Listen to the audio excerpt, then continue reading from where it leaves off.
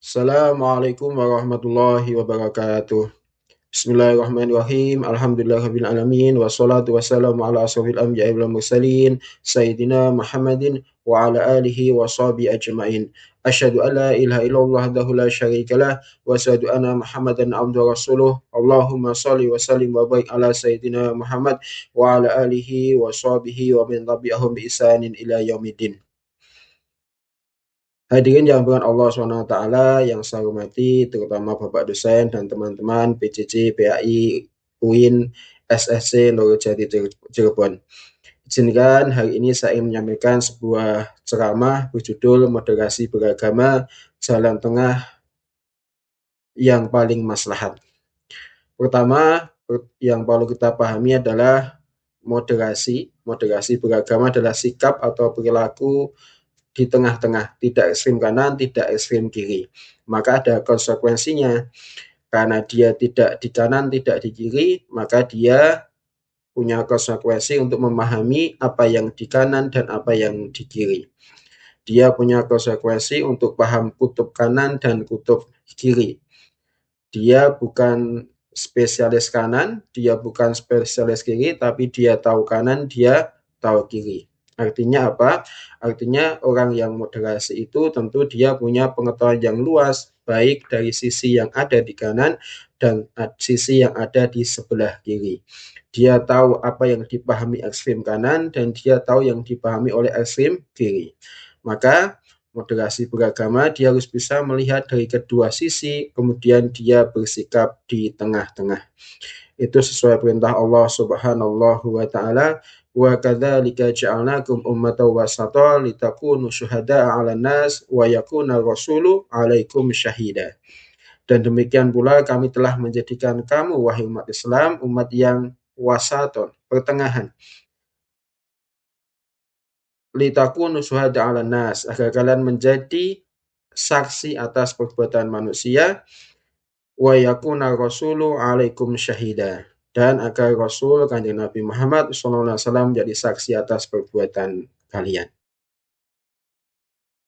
Allah SWT juga berfirman, ud'u ila sabili rabbika bil hikmati wal mau'izatil hasanati wajadilhum billati ahsan. Serulah kepada jalan Tuhanmu bil hikmah, dengan hikmah, wal mau'izatil hasanah, dengan pelajaran yang baik, wajadilhum billati ahsan, dan berdiskusilah dengan mereka dengan cara yang baik. Ini menunjukkan bahwa kita diperintahkan untuk bersikap moderat, yaitu diskusi dengan cara yang baik, bukan konfrontasi. Hadirin yang dimuliakan Allah SWT, di kelas, di sekolah, saya sering mempraktekkan moderasi ini, pemahaman moderasi ini kepada siswa dengan sebuah pembelajaran, yaitu siswa saya minta untuk melihat peta Indonesia, peta yang luas dari Sabang sampai Merauke. Kemudian siswa-siswa saya minta untuk mengenali mana wilayah mayoritas Muslim, mana wilayah mayoritas non-Muslim. Ternyata siswa bisa mengenali bahwa wilayah mayoritas non-Muslim ini, walaupun non-Muslim di tempat kita di Indonesia ini relatif sedikit, sekitar 15%, itu sudah semua agama di luar Islam, tetapi jika dilihat dari wilayahnya, ada Papua, ada Sulawesi sebelah utara, ada Nusa Tenggara Timur, ada Maluku bagian selatan, ada Bali, dan sebagainya. Dengan bantuan AI dan sebagainya, kita bisa mendapat angka luas wilayah non-Muslim di Indonesia itu mencapai 28-30%. Jadi sangat luas. Dengan begitu, siswa bisa memahami bahwasanya kita butuh menghormati, menjaga perasaan saudara kita yang ada di Jawa ini, karena jika non-Muslim yang ada di Jawa ini merasa tersakiti, ada wilayah yang sangat luas di Indonesia ini, ada Papua, ada Bali, ada sebagian Maluku, ada sebagian Nusa Tenggara, dan sebagainya, yang mungkin akan merasa tidak nyaman, juga merasa tersakiti. Artinya kita mayoritas, tetapi juga itu di wilayah tertentu, di wilayah lain umat Islam juga minoritas. Itu yang saya ajarkan di pembelajaran di kelas dengan bersama siswa-siswa. Sidang jamaah yang dimuliakan Allah Subhanahu wa Ta'ala, karena itu di negara kita moderasi beragama ini punya 4 pilar. Pertama, komitmen kebangsaan, yaitu mencintai tanah air sebagai bagian dari iman. Hubbul watan minal iman, jalal waton itu adalah salah satu implementasinya. Kedua, toleransi, menghargai perbedaan tanpa memaksakan keyakinan. Ketiga, anti kekerasan, menolak segala bentuk kekerasan atas nama agama. Keempat, akomodatif terhadap budaya lokal, memadukan ajaran agama dengan nilai-nilai budaya yang positif. Ya, ini adalah pilar yang menjadi pondasi kita, ukhuwah basariyah kita, persaudaraan kemanusiaan kita, dan ukhuwah watoniyah kita, persaudaraan kita sebagai satu bangsa Indonesia. Dan moderasi ini tentu sangat penting bagi generasi muda, terutama di era media sosial ini, karena algoritma ini akan mengarahkan memakainya generasi muda ini kepada arah tertentu. Misalkan generasi muda ini dia tidak sengaja menyukai konten yang tanda petik ekstrem kiri, maka algoritma akan memberikan dia tawaran di beranda media sosial, ya konten-konten yang bermuatan kiri. Tatkala seorang pemuda ini kemudian dia tidak sengaja menyukai konten-konten ekstrem kanan, berbau kanan, maka di berandanya akan selalu muncul konten-konten yang membahas tentang kanan.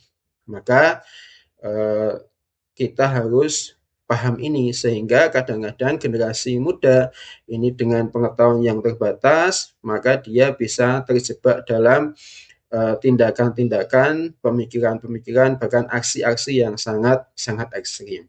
Padahal dia baru terpapar satu wacana saja.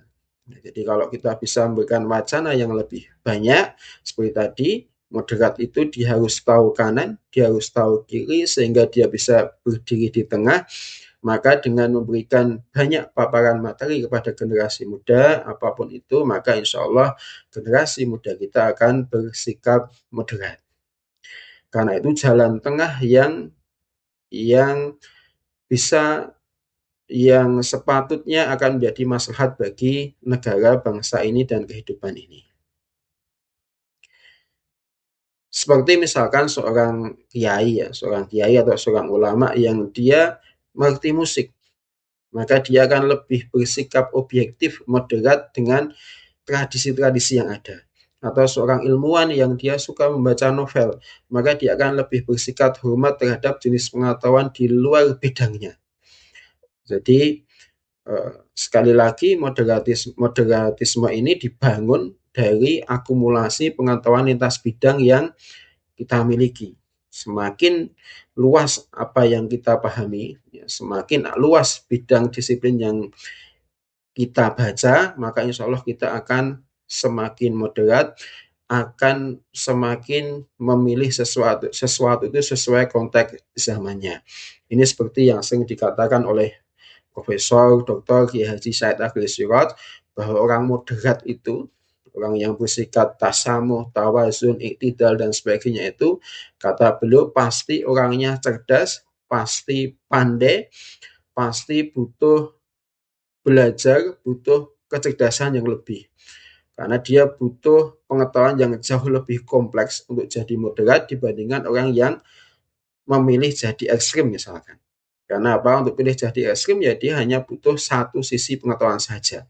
Tapi kalau ingin moderat, maka dia butuh banyak pengetahuan, banyak analogi dan sebagainya, banyak konteks untuk bersikap moderat tadi. Tanpa pengetahuan, maka sikap moderat itu akan sulit sekali dibangun. Sidang jamaah yang dimuliakan Allah Subhanahu wa Ta'ala, Kanjeng Nabi sendiri dalam beberapa hadis memerintahkan kita untuk bersikap moderat. Kata Kanjeng Nabi Muhammad SAW, inna dina yusrun walan yusaddad din ahadun ila ghalabahu. agama ini adalah agama yang mudah dan tidak seorang pun mempersulit agama ini kecuali agama itu akan mengalahkannya. Jadi agama ini mudah, jangan dipersulit dengan sikap-sikap yang ekstrim. Hadis lain dari Kanjeng Nabi Muhammad SAW, inna hadzal din matin fa'aghilu fihi birifkin. Sungguhnya agama ini kokoh, maka masuklah dengan cara yang lembut. Kita dilarang untuk masuk dalam agama ini, memahami agama ini dengan sikap-sikap yang keras atau ekstrim. Bahkan Imam Ghazali dalam sebuah kutipan yang cukup terkenal, beliau berkata, al-ilmu nurun yuniru thariq. Ilmu ini adalah cahaya yang menerangi jalan. Wal i'tidalu tawazunun yahfadu minal zair. Dan moderasi, i'tidal, sikap adil di tengah-tengah itu adalah keseimbangan yang menjaga kita dari penyimpangan. Jadi kalau kita di tengah, tidak di ujung kanan dan di ujung kiri, maka itu yang menjaga kita untuk tidak terjatuh kepada jurang penyimpangan, karena kita masih di tengah. Sayyidina Ali bin Abi Thalib juga mengatakan sesuatu yang sangat terkenal, khairul umur awsatuha. Sebaik-baik perkara itu adalah di pertengahan. Maka hadirin semuanya, mari kita bersikap di tengah, karena itu yang akan membawa maslahat dan menjaga kita dari sikap keras, dari sikap ekstrim, dan dari penyimpangan seperti yang dikatakan oleh Imam Ghazali.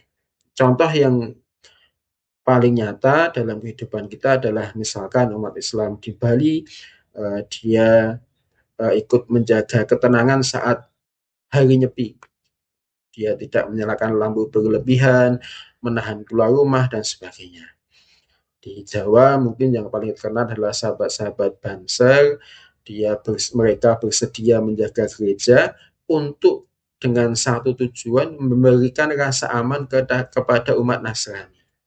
Saat umat Nasrani pada tahun-tahun itu atau mungkin masih juga hari ini tidak merasa aman karena ada beberapa peristiwa bom Natal.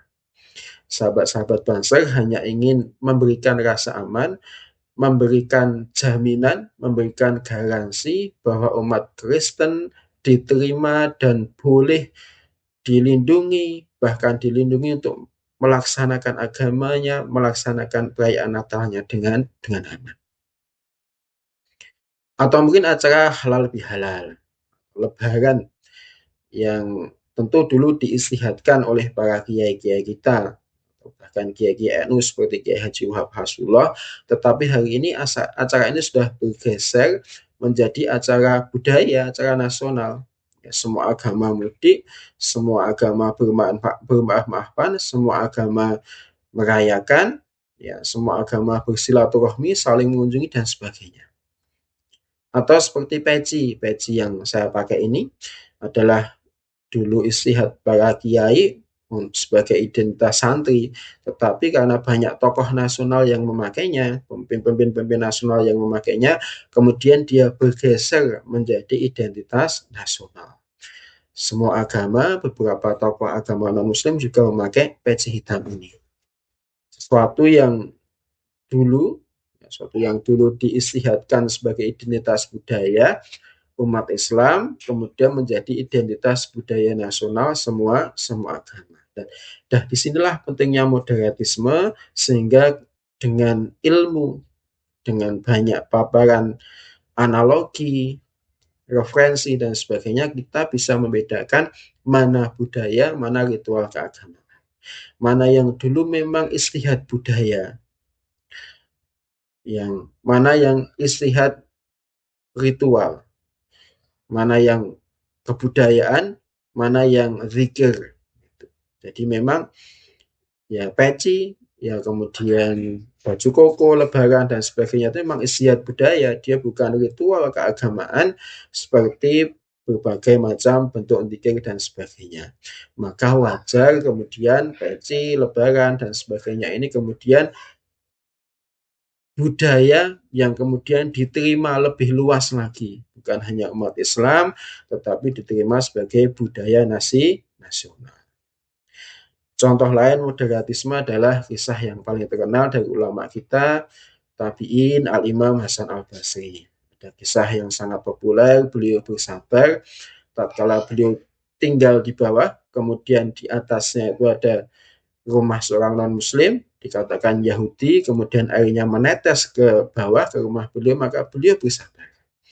Artinya beliau ingin memberikan contoh pada kita bahwasanya tetangga non-muslim pun wajib dihormati, berhak diterima, berhak kita berikan sikap longgar, keistimewaan sama juga dengan saudara-saudara kita yang muslim.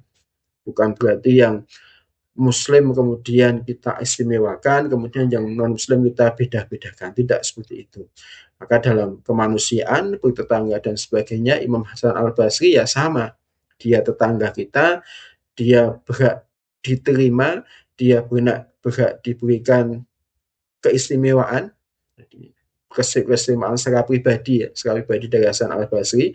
Hasan Al-Basri tidak memberikan keistimewaan hanya kepada tetangga yang non-muslim, yang muslim tetapi juga kepada tetangga yang muslim. Maka akhirnya dengan sekalian, pendengar sekalian, inilah moderasi beragama. Kuncinya adalah paparan pengetahuan kita yang semakin luas, maka kita akan menjadi orang yang moderat, tidak di ujung kanan, tidak di ujung kiri, sehingga kita bisa terjatuh kepada kesesatan. Dan insya Allah inilah jalan maslahat bersama kita. Dengan sifat moderat itu yang akan menciptakan kelemah lembutan, saling menghormati, kerjasama, dan jadi maslahat untuk ukhuwah basariyah dan untuk ukhuwah watoniyah kita semuanya. Terima kasih, mudah-mudahan bermanfaat. Mohon maaf atas segala kekurangan. Wallahul muwaffiq ila aqwamit thoriq. Assalamualaikum warahmatullahi wabarakatuh.